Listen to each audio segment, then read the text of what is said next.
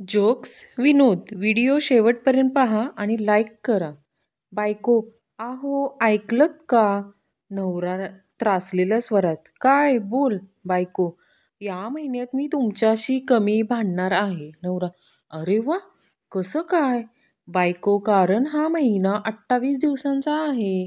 मकर संक्रांती नंतरच्या दुसऱ्या दिवशीचा नवरा बायकोचा संवाद. अर्थात हे पुण्याचेच असावेत. बायको: आहो आज मला कसं तरीच होतंय. नवरा: अगं काल गोड बोलण्याचा ताण पडला असेल, आज वाटेल बरं. पती: का ग, बाळाच्या 3ऱ्या वाढदिवसानंतर तुला कुठं जावंसं वाटतंय? पत्नी: माझ्या माहेरी दुसरं बाळ आणायला. पती: मला वाटतं तू पहिल्या बाळाच्या वेळी माहेरीच होती. पत्नी: हो, कारण माहेरची देव नवसाला पावतो. वडील: गण्या किती वाजले रे? गण्या: बाबा मला घड्याळ कळत नाही. वडील: तू फक्त तास, मिनिट आणि सेकंद काटा कुठे आहे ते पाहून मला सांग. गण्या: बाबा तिन्ही काटे घड्याळातच आहेत. विवाह संस्थेतला संवाद. मॅडम, हा मुलगा खूप शिकलेला आहे आणि भरपूर कमवतो, पण जास्त काळा आहे हो. लग्नाची मुलगी: ह्याचा पॅटर्न मध्ये दुसरा कलर दाखवा ना मला. काय मज्जा आहे आजच्या शाळेतल्या पोरांची. त्याला लवकर प्रेम करायला मिळतं आणि आम्ही 9वी-10वीत प्रमेय सोडवून सोडवून मेलो. राघव: ह्या वर्षी सुट्ट्यांमध्ये कुठे जाणार फिरायला? केशव: अजून पक्क नाही झालं. राघव: का? केशव: मी म्हटलं जगभर प्रवास करू तर. बायको म्हणते नाही, दुसरीकडे कुठेतरी जाऊ. आरतीमध्ये हजर न राहता भेटलेला प्रसाद आणि गरबा खेळत पटलेली आयटम कधी सोडू नका.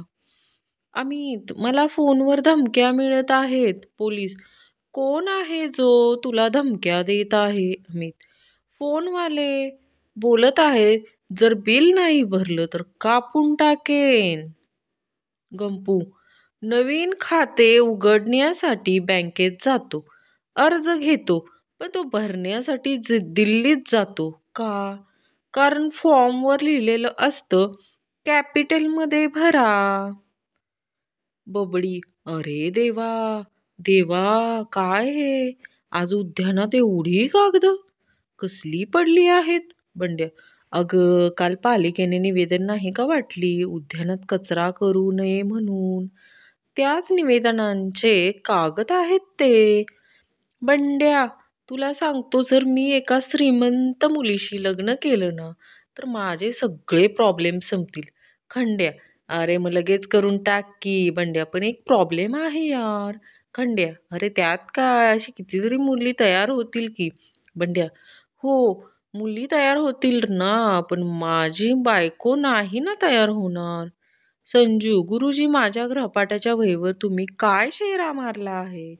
गुरुजी: अक्षर सुवाच्य काढावं. शिक्षिका: मुलांना कोणी एखाद्या कागदाकडे बघून भविष्य सांगू शकते का? बाळू: हो. शिक्षिका: कोण? बाळू: माझी आई. कसं काय? बाळू: माझ्या गुणपत्रिकेकडे बघून आई सांगू शकते बाबा घरी आल्यावर काय होणार ते. शिक्षिका: चिंटू, तुला 50 मार्क देताना मला खूप आनंद होतोय. चिंटू: मॅडम, तुम्ही आपला आनंद द्विगुणित करू शकता. शिक्षिका: ते कसे काय रे? चिंटू: पूर्ण 100 मार्क देऊन.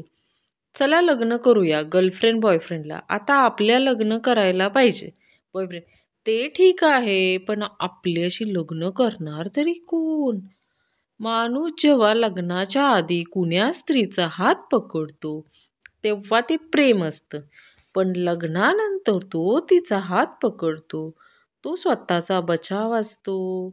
प्रेम जिच्यावर करायचं तिच्या घराभोवती फिरायचं आणि एखाद्या दिवशी तिच्याच लग्नात पोटभर जेवायचं, दाबून जेवायचं, सगळं विसरून. पक्या: 1 एप्रिलला बसमध्ये चढतो. कंडक्टर तिकीट विचारतो.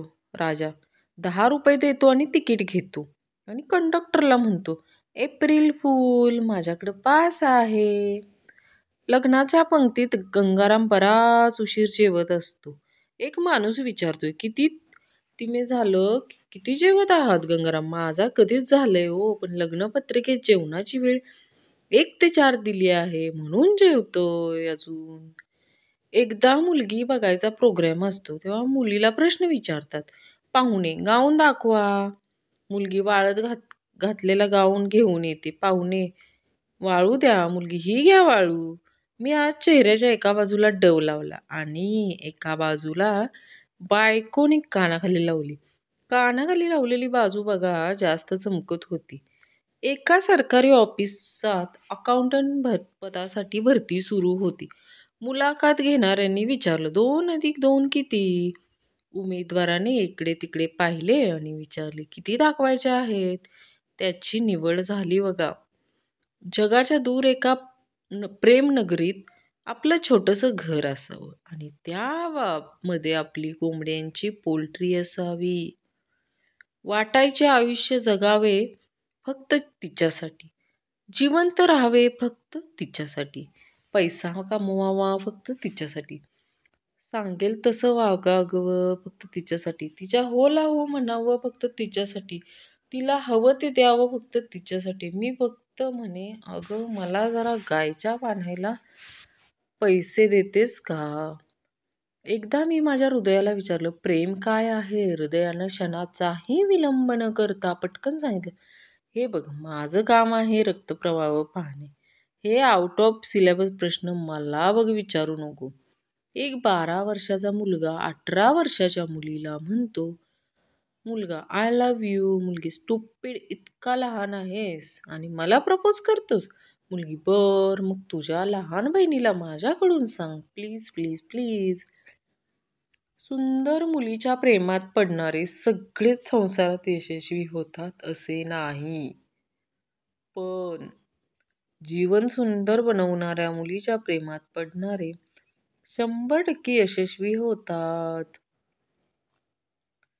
स्टँडवरच्या गर्दीत मला ती दिसली. माझ्याकडे पाहून ती थोडी हसली. हसल्यावर मी म्हटलं, पोरगी फसली. मी तिच्याजवळ जातात कसली अहो कानाखाली माझ्या चप्पल बसली. पुन्हा दुसरी मुलगी असली. मी मात्र घरची वाट धरली. मन वेडं झालं तर काय होतं? जास्त काय होत नाही बघा. मेंटल हॉस्पिटलला जावं लागतं. स्वतःला समजते ऐश्वर्या राय. अगं तू तर गावातील गावरान गाय.